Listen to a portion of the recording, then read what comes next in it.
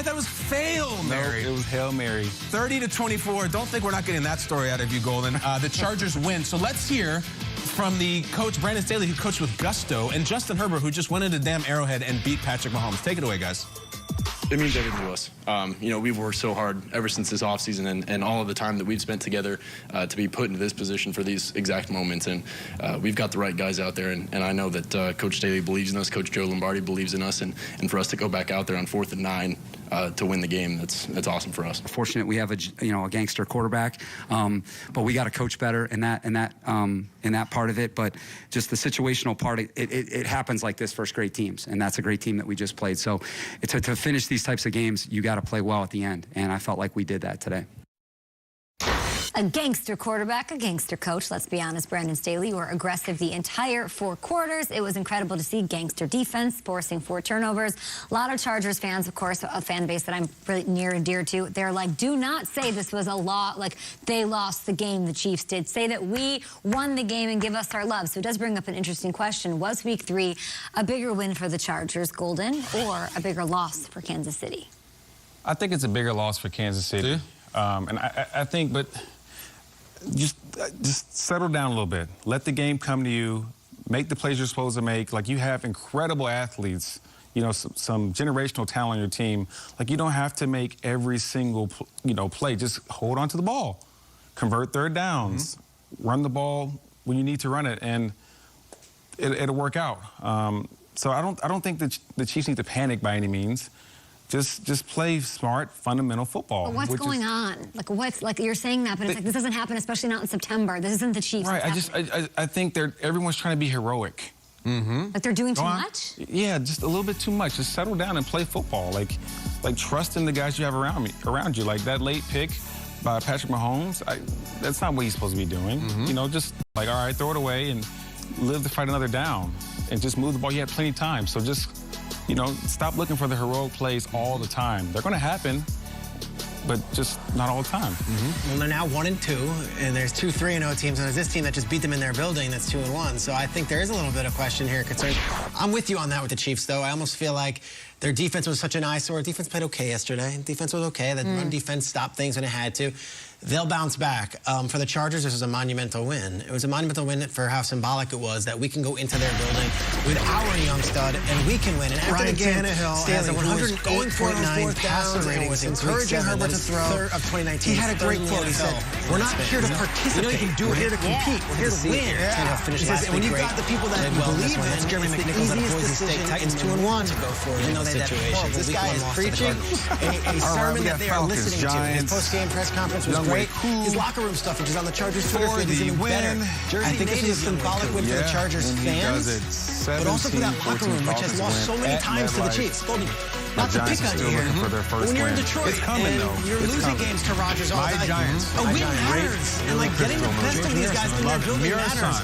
I remember you have 17-16. We're going to jump right in 4th and 19. If the Lions can knock this ball down, they're going to get their first win of the season. First under Dan Campbell. We might actually no, they got it. They got it, and then some. Yeah, it was huge for their confidence, and it's set the momentum as you get to the end of the first quarter of the first part of the season. So they just got to keep it going, though. Keep it going. Like I said earlier, it doesn't matter what you did this past week if you don't follow it up with another great week and keep stacking them on. I think, well, to that point, I think the answer to the question, I think it's a bigger win for the Chargers going in. That was massive.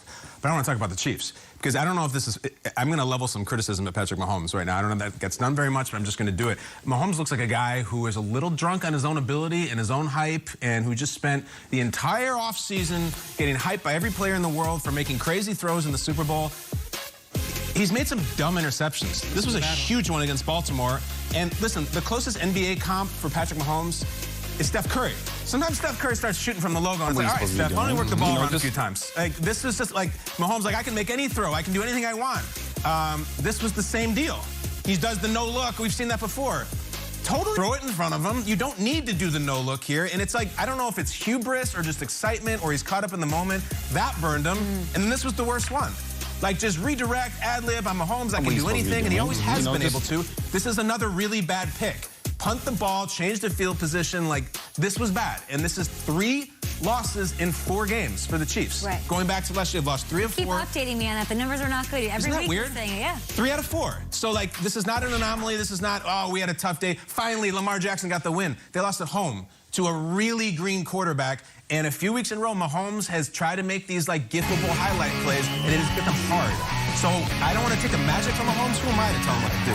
I'm sitting here watching, and you've broken your team back a couple times with these. Dude, enough with the pulling up from the logo. Maybe work it to the low block. And if you watch these Chiefs games going, I mean, last year, the year before, there are so many, like, it's like an anomaly that these interceptions Trapper aren't beef dropped. jerky? Like, I'm not taking anything away from Mahomes, but he'll throw ball, and they all, I feel like every time I watch a game, the interception gets dropped. It just didn't happen last week. It didn't happen against the Ravens. It's just not happening.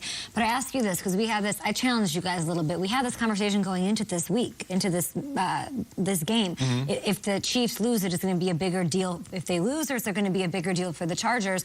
And I pushed back on you specifically, Schrags, and I said, you know, I feel like if the Chiefs fall to 1-2, it's still going to be like they can climb out of it. It's not a big deal. So now they're sitting at the bottom of the division. Do you agree with me that it's sort of like what you said, that many Chiefs players are thinking, like, we're not giving out bouquets, we're not feeling themselves, like they're going to bounce back, right? I would think they I feel great for the Chargers, but I don't feel terrible for the Chiefs yet. No, and I think their defense played better in the run game. Clyde Edwards-Helaire might have been their best offensive player yesterday, so they could check those 2 boxes. Okay.